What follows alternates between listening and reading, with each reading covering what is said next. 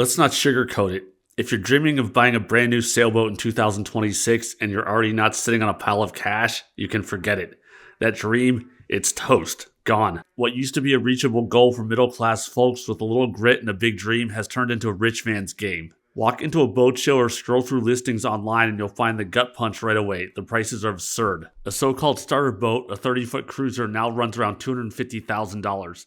That's the base model, by the way. No canvas, no AC, no bow thruster, no decent electronics. Just the hull rigging and maybe a smile from the broker. Want a mid-sized 40-footer that's actually cruise-ready? Expect to pay $400,000 to $500,000. Blue water capable? Try $600,000 or more. And that's before you add gear, taxes, commission, or delivery. And we're not talking about mega yachts here. These are production boats, the kind that used to be the gateway to freedom for everyday people. Back in 1980, you could buy a brand new 30-foot cruising sailboat for around $30,000 to $40,000. Adjusted for inflation, that's about $110,000 to $120,000 in today's dollars. Today, a comparable 30-foot cruiser like the Catalina 315 runs $250,000 or often more.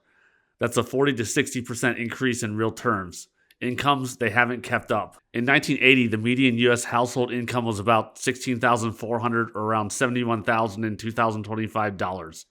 Today's median household income, roughly $80,000, a real increase of just 13% over 45 years. Meanwhile, boat prices have doubled or more. The cost of a 30-foot cruiser has grown much faster than the average family income. In 1980, a new sailboat might cost 1.5 to 1.8 times the median household income. In 2025, that same class of boat now costs 2.2 to 2.5 times the median household income or more. So who's buying these boats? Not the dreamers, not the DIY liveaboards, not the young couple chasing freedom. They're not even in the conversation anymore. New sailboats are being bought by retirees with stacked pensions, tech millionaires, business owners, and charter fleets. People who won't blink at a $500,000 price tag. People who won't even sail the boat themselves, most likely. They'll hire skippers, park them in fractional ownership programs, or let it sit in the slip 48 weeks a year and occasionally use it. The boat builders know this, and they're building boats for that market, not for you. Does the industry even care they're not making affordable boats anymore? Not really. The industry doesn't want budget sailors anymore. They don't want the guy with a wrench and a dream. They don't want folks fixing things with gumption and duct tape. They want buyers who say yes to teak decks, yes to electric winch upgrades, yes to the touchscreen nav station. They used to build boats that lasted decades, modest cruisers with simple systems and real sea legs. Now, it's all about selling the lifestyle. They make floating condos, not boats you live on, but boats you vacation on. Look at all the giant plexiglass windows on the hull sides. Does anyone even want to think about resealing or replacing these in 15 to 20 years? These boats aren't for the future DIY crowd either. Even at the boat shows, it's all high-end appliances and luxury fabrics. Talk to a broker about a budget cruiser and they'll practically walk away. Who is even making a budget cruiser anymore? Is there a current production equivalent of a Catalina 27 or 30? Not really. And where did all the small boats go? Back in the day, there was a dozen 22 to 25-foot cruisers you could buy new. Catalina, Pearson, O'Day, Hunter all had affordable pocket cruisers. Today, only a few remain. Up until they went out of business, Catalina still made the Catalina 22 Sport, and bless them for that. I think there was 1 in the 10 partially built boats still at the factory. You could get one for about $45,000. Who knows now if we'll ever see another one roll out of the factory. Beneteau makes the first 24, more of a performance weekender for around $75,000. Precision is gone. Catalina is gone now. Hunter is gone. The company that made Westwright Potter seems to be gone also. J-Boats is still out there making smaller boats, but they're not really cruisers. They're catering more to the racing crowd. Most builders have abandoned the small cruiser segment. It just doesn't make enough money. So unless you're looking for a glorified day sailor or racing dinghy, your options are shrinking fast. So what's the answer? For now, it's used boats, seriously used boats. The best value in sailing today is in older fiberglass cruisers from the 1970s through early 2000s.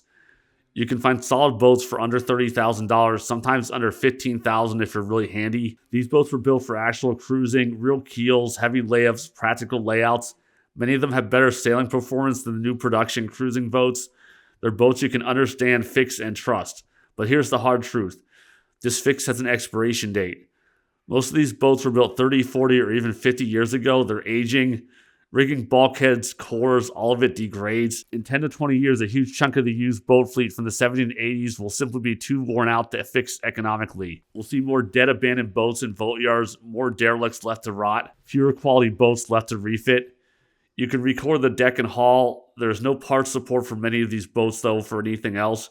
Repowering a boat has now turned into a $25,000 prospect, and that number won't go down in the future. Once you have to pay for a full deck recore, new bulkheads, a repower, new standing rigging, sails, deck hardware, plumbing, and electronics, you can get into $100,000 plus easily to repair a 1980s 30-footer. That leaves it to the hardcore DIY guy who can do most of it themselves, or someone just isn't buying a boat because they look at it and say, no way. The well of used boats isn't infinite and is shrinking. Sailing was never supposed to be about luxury. It was about freedom, simplicity, and the sea on your terms.